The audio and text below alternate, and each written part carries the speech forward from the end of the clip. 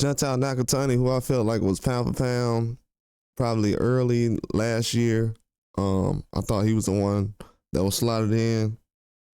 Besides Bam Rodriguez, I know at those lower weight classes, it's kind of hard to have a lot of guys on pound for pound. That's under 122 to have 3 guys.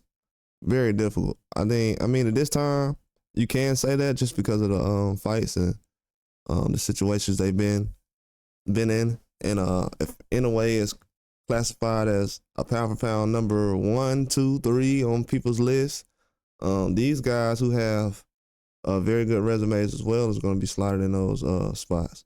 But with Nakatani, he was just saying recently that he felt like Bam Rodriguez and him fight could, should, and would happen, and he's accepting that, and he wants to fight any champion, if that's Bam Rodriguez or anybody who's a champion, who has a belt, who's the best.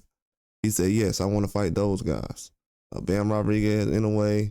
He feels like if he fights Naoya Inoue, after seeing him fight recently, he feels like if Inoue gets up, it's going to be trouble. So he has to make sure if he drops him and KOs him, he makes sure that he stays down.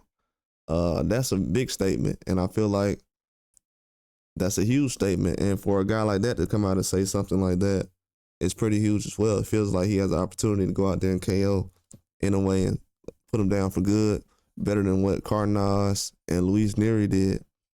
And, you know, if you're a guy like Nakatani, you definitely know that Inoue is dangerous. Like, you're not just going to try to go out there and go stop him, but you're going to be calculated about it, and you're going to know that he has been dropped by someone before that you possibly feel like you're better than.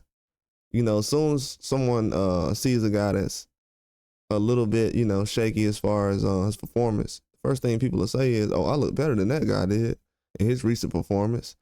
So, you know, that tends to happen.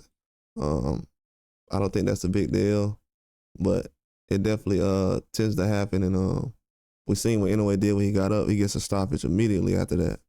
So when he usually gets dropped, he'll get up and get a stoppage. But Nakatani, he says right now, he's talking like a real fighter. You know what I'm saying? Like, this is why I like fighters like this. This guy's talking about fighting Bam and Inoue.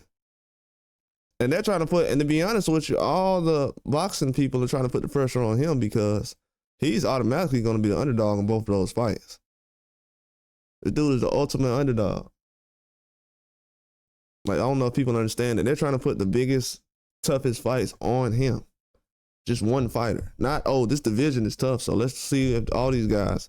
They're trying to put the hardest two fights from 115 to 122 on Nakatani. He at this point right now, he has to beat 2 pound for pound fighters in his career right now, where he's at.